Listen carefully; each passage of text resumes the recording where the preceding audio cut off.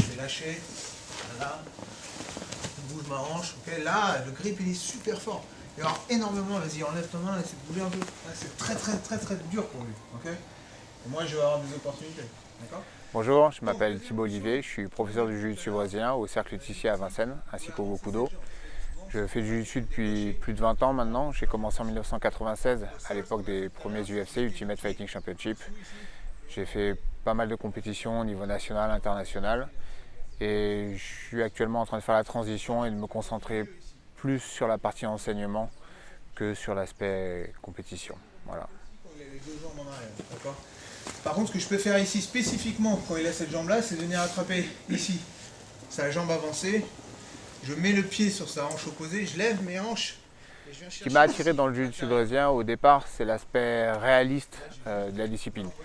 Moi, j'ai commencé justement en regardant les vidéos des Ultimate Fighting Championship, donc des compétitions aux États-Unis de ce qu'on appelle aujourd'hui le MMA. À l'époque, ça s'appelait Vale Tudo ou Free Fight. Des compétitions où l'idée était de voir quel est le style le plus efficace dans une confrontation réelle entre deux pratiquants d'arts martiaux. Et donc, les premiers événements, les premiers UFC ont été gagnés par Royce Gracie, qui était pratiquant de jiu-jitsu brésilien. Donc ce qui m'a amené vers le jiu-jitsu brésilien, c'est la curiosité de voir quel pouvait être cet art martial qui avait pris le dessus sur les autres. Et c'est l'aspect réaliste de la discipline qui m'a d'abord plu et amené à essayer de pratiquer. Ensuite, en pratiquant, j'ai beaucoup aimé le côté logique de la chose, presque intellectuelle. C'est-à-dire que c'est vraiment la réussite de l'intelligence sur la force brute, le jiu-jitsu. Et c'est ce que j'ai ressenti dès le départ et que je ressens depuis et que je ressens encore tous les jours. Et ce qui fait la beauté, selon moi, de cet art martial. Voilà. Après, à côté de ça, plein d'autres choses. Bien sûr, il y a tout un tas de bénéfices à la pratique du jiu-jitsu. C'est tellement long que j'aurais du mal à tous les citer. Mais bon, voilà, c'est vraiment un sport très sympa. Mais ce qui m'a attiré, c'est ça, l'aspect réaliste. Et pour moi, c'est une ode à l'intelligence. Rentrer en détail, ce qui compte c'est vraiment cette opportunité s'il avance la jambe opposée. Okay, donc, maintenant, ce qui peut se passer, c'est qu'il avance aucune des jambes, qu'il soit en retrait, ici. Okay. Pour quelqu'un, là, je viens passer ma lasso. Ici, je viens, un adversaire, là, je ne peux pas projeter là, je ne peux pas passer derrière. Ce que je vais pouvoir faire ici, c'est encore changer mes hanches et venir au milieu, là, d'accord, et mettre mon pied au milieu. Et je vais tirer cette manche et me mettre sur mon épaule mon côté droit, ici. Plus qu'attendre, d'accord. Vous avez encore la même opportunité d'attaquer Juji. Mes premières influences au niveau du Jiu-Jitsu, par rapport à ce que je disais précédemment, ça va être la famille Gracie. C'est-à-dire notamment Royce, Erickson, qui étaient à cette époque ceux qui représentaient l'art dans ces compétitions justement de MMA. Donc c'était mes modèles à l'époque, c'est ceux que j'avais en tête quand je commençais la pratique. Au fur et à mesure de ma pratique, je me suis orienté plus vers un jiu-jitsu sportif que vers un jiu-jitsu vraiment très martial du MMA. Et donc mes modèles ont évolué de la même manière, c'est-à-dire que j'ai plus suivi les meilleurs compétiteurs de la discipline dans sa version sportive, dans sa déclinaison sportive. Donc les Marcelo Garcia, les Jacare, les différents noms comme ça. J'ai eu différentes périodes sur mes 20 ans de pratique où pendant un an ou deux, j'ai essayé d'imiter le style de tel ou tel pratiquant. Mais en gros, pour résumer, j'ai toujours suivi les compétiteurs qui avaient du succès à l'instant où je pratiquais, quoi. Et maintenant, mes modèles changent un peu, c'est-à-dire que vu que je commence à plus à me diriger vers l'enseignement, la gestion d'académie, j'essaie de me trouver des modèles un peu en correspondance avec ce que je fais. Et donc, je suis des gens comme Fabio Gurgel, qui est un des principaux responsables de l'académie la meilleure au monde, Alliance. Donc, mes modèles ont changé et changent parallèlement à l'évolution de mon jiu-jitsu en fait.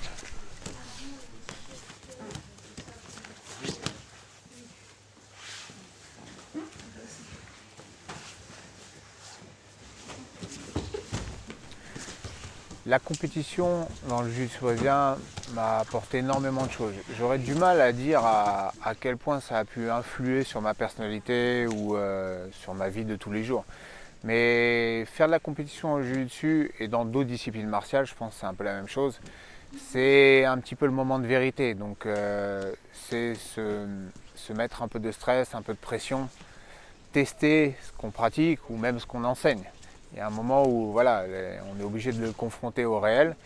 Et donc je vois ça comme un moment de vérité, un instant de vérité.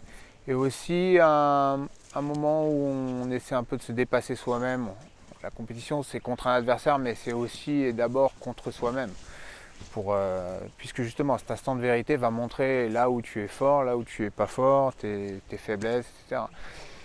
Donc, je pense que ça apprend quelque part à combattre. Et la vie est un combat. C'est une banalité de le dire, mais on ne fait que subir des épreuves. Et la question, c'est pas de savoir si tu vas les subir, c'est de savoir comment est-ce que tu vas réagir par rapport à ces épreuves. Donc la compétition t'aide à gérer l'adversité. Et sur le jiu-jitsu brésilien en particulier, je pense que ça aide à gérer les émotions. Parce qu'on est très efficace en jiu-jitsu quand on est calme. Parce que quand on est calme, on arrive à être appliqué et à ressortir les techniques qu'on a travaillées. Et comme je disais précédemment, le jiu-jitsu c'est un sport intelligent, entre guillemets, presque scientifique. Et la technique, la précision sera toujours plus efficace que la force brute ou quand ça peut devenir brouillon parce que voilà, on est submergé par ses émotions. Donc le jiu-jitsu et la pratique en compétition aident à dominer ses émotions, gérer ses nerfs. Et ça pour moi c'est fondamental sur tous les aspects de la vie. Parce qu'on est toujours plus efficace, calme et réfléchi. Donc d'une manière ou d'une autre, il va tenir cette jambe-là. Moi j'attrape le bras, ici je vais rentrer mon pied là, comme une spider, ok, ici. Et je vais tendre là, ok, ici. Une fois là, je vais venir chercher son autre bras et je vais passer ma jambe droite de l'autre côté sous son bras, ici, ok. Je tends, je me relève et je vais me mettre sur le côté droit.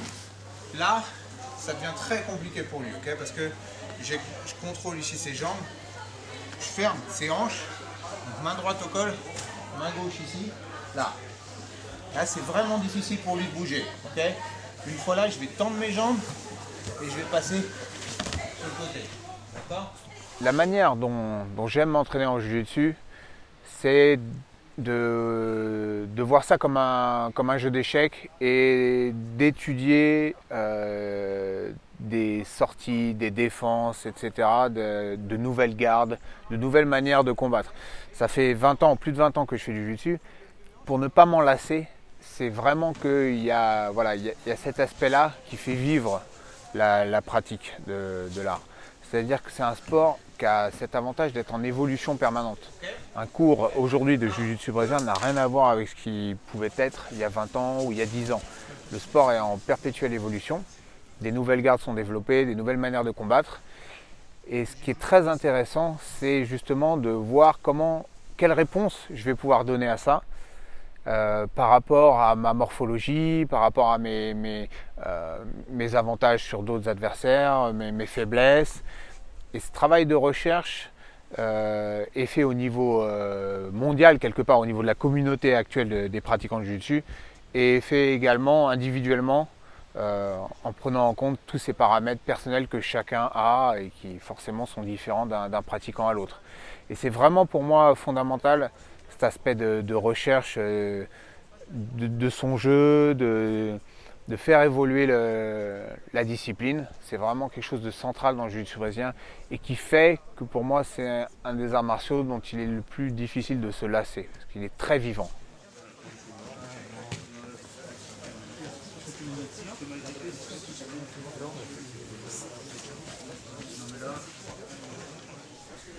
La particularité de mon parcours dans le jiu-jitsu brésilien, c'est que je l'ai fait avec mes deux frères. Mes deux frères sont également ceinture noire, ils sont professeurs au Gokudo avec moi et on a vécu cette aventure ensemble du début à la fin.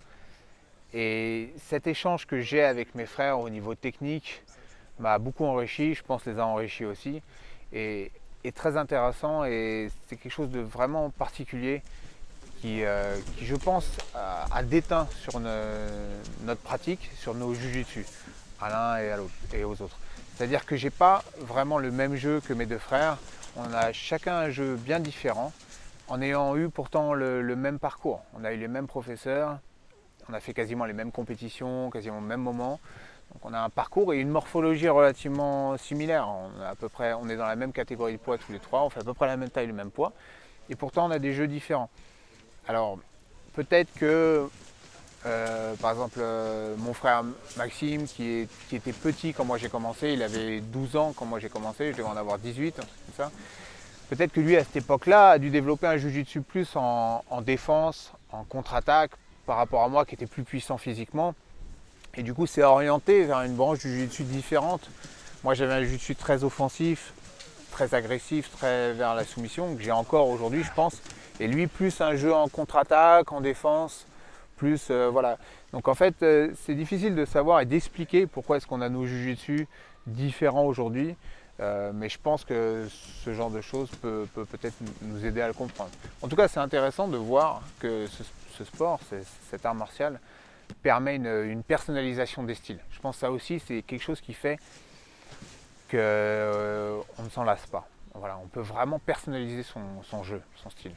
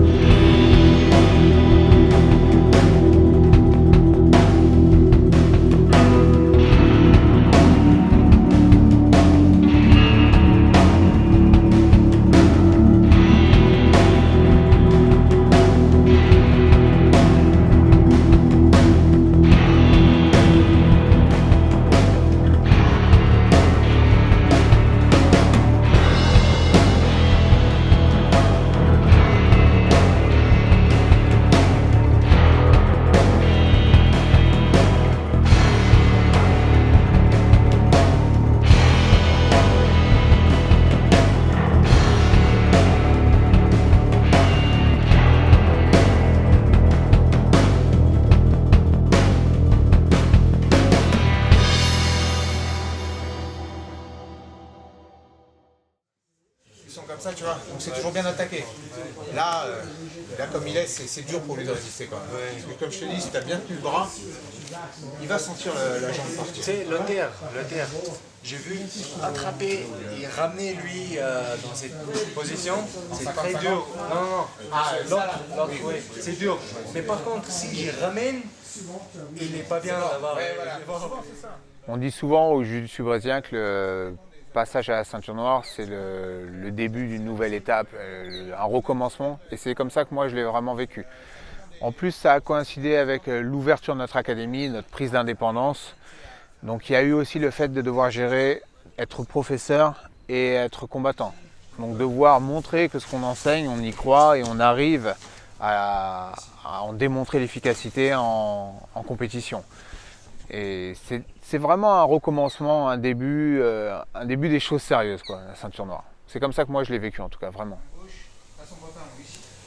Je recule ma jambe, il commence à essayer d'attraper le dos. Dès qu'il attrape le dos, je tire ça, je fais lâcher, je recule ma jambe, je cloue, je fixe là, ok? Et bien ici. Vous pouvez fixer ce bras là si vous voulez pas qu'il tourne, il roule sur le dos. Je pense que mon jeu pourrait, ma garde en tout cas, est basée sur une sorte de flexibilité, souplesse. Pas seulement la souplesse telle qu'on peut l'entendre, mais même une souplesse au niveau laisser le gars un peu progresser pour essayer de le contrer aussi, mais en étant agressif. Au-dessus, je vais plus travailler en pression, je pense avoir de meilleurs passages en pression, mais de manière générale, que ce soit dessus ou dessous, je pense avoir un jeu assez structuré, réfléchi, c'est-à-dire que je sais exactement ce que je fais, pourquoi, et je pense avoir beaucoup de petits pièges.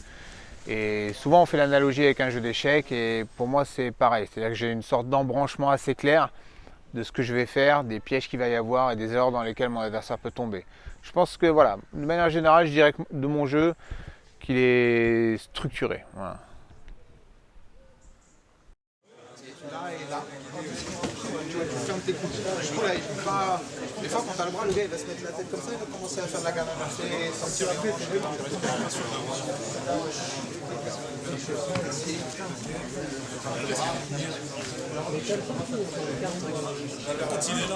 Ah ouais, mais ça, à mon avis, c'est toujours difficile de le maintenir fort de ce côté-là. Si tu y arrives, tant mieux. Hein. Mais généralement, là, il va utiliser tout ce qu'il a pour te repousser. Il va faire un développé couché. Non, mais tu vois. En tant qu'enseignant, je pense qu'il est nécessaire de se concentrer plus sur la notion de concept que sur les techniques elles-mêmes. Parce que le jiu-jitsu est efficace quand il est vraiment adapté à la personne qui le pratique. Si moi, je ne fais que montrer mon jeu et dire à chacun de mes élèves de le faire, ça ne va pas être possible ou ils ne vont pas exploiter leur potentiel au maximum. Donc, mon but, c'est de faire en sorte qu'ils trouvent leur jiu-jitsu à eux. Donc plutôt que de donner vraiment et d'insister sur certaines techniques, je vais montrer un ensemble de techniques, mais je vais surtout insister sur la notion de concept et de système. Il faut que chaque personne trouve un système global qui va lui aller et qui sera le plus efficace pour lui. Voilà. Donc c'est important de s'adapter à chaque personne, chaque morphologie, chaque personnalité. Donc le challenge d'enseigner, pour moi, est bien différent de celui de pratiquer ou même de performer en compétition. C'est vraiment deux mondes différents. Là, c'est très inconfortable pour lui, d'accord? Et je vais venir mettre mon tibia en barrage là, ok? Ici. Je sors maintenant et je me remets ici, ok? Souvent, il va rester sur le dos, ici. Au moment où je sors, et je vais revenir dans la position classique, ok? Leg drag, ici. Avec ma main droite, j'attrape le col, je tire et je tends ma jambe. En tant qu'enseignant de jiu-jitsu, je ne transmets pas directement des valeurs ou une morale ou une philosophie. Mais par l'intermédiaire du jiu-jitsu, de la pratique, je pense être une sorte de vecteur indirect d'une philosophie que chacun va trouver. C'est-à-dire que la pratique du jiu-jitsu a tendance à réguler l'ego des personnes, à te montrer que voilà, tu vas perdre, tu peux perdre, comment tu te comportes dans la défaite, comment est-ce que voilà, tu te sers de chaque défaite pour t'améliorer. La pratique du jiu-jitsu en elle-même change moralement les gens. Et je pense que c'est une des forces du jiu-jitsu, c'est de faire de chaque personne la meilleure version de ce qu'il peut être. Ça ne fera jamais de quelqu'un de mauvais ou voilà, quelqu'un qui n'a pas forcément une bonne façon de voir le monde. Ou, ça n'en fera jamais un ange. Mais je pense vraiment que ça peut l'aider à devenir la meilleure version de ce qu'il peut être. Donc moi, je ne me considère pas comme un gourou et je ne transmets pas de valeurs philosophiques ou je ne fais pas trop d'éducation morale, spirituelle, etc. Mais bon, je suis vecteur du jiu-jitsu et le jiu-jitsu lui-même, selon moi, transforme les gens. Voilà, en bien.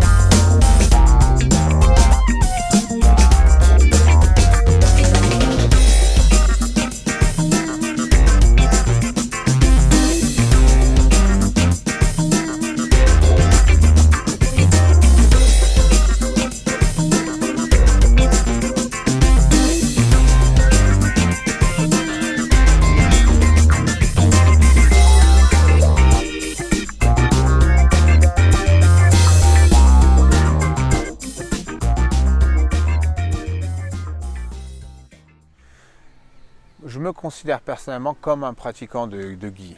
Je fais quasiment que du kimono, je m'entraîne sans kimono une fois toutes les 2 semaines. J'aime bien le faire, mais pour moi le gi sera toujours plus technique dans le sens où il y a tout un jeu au niveau des saisies. Un jeu d'ailleurs, il y a peut-être même des excès au niveau de tout ce qui est en train de se développer, au niveau des lapels, warm guard, etc. dont je ne suis pas forcément fan. Mais pour moi c'est juste le même sport, sauf qu'un peu complexifié avec le kimono. Mais j'aime bien travailler ponctuellement du no-gi parce que ça m'aide à améliorer mes contrôles. C'est-à-dire que vu qu'il n'y a pas ces saisies, il faut vraiment être précis et gérer vraiment bien les espaces pour empêcher l'adversaire d'évoluer. Donc pour moi c'est complémentaire. Mais j'ai une grosse préférence pour la pratique du kimono parce que je la trouve plus technique, plus subtile. Mais ça n'engage que moi après.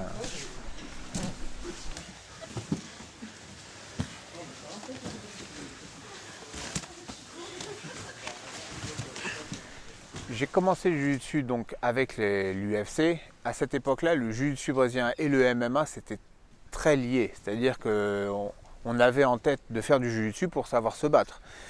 Mais le MMA à l'époque c'était vraiment, il mettait en avant le fait qu'il n'y avait pas de règles. Donc c'était vraiment presque une bagarre de rue, le côté martial de l'art martial.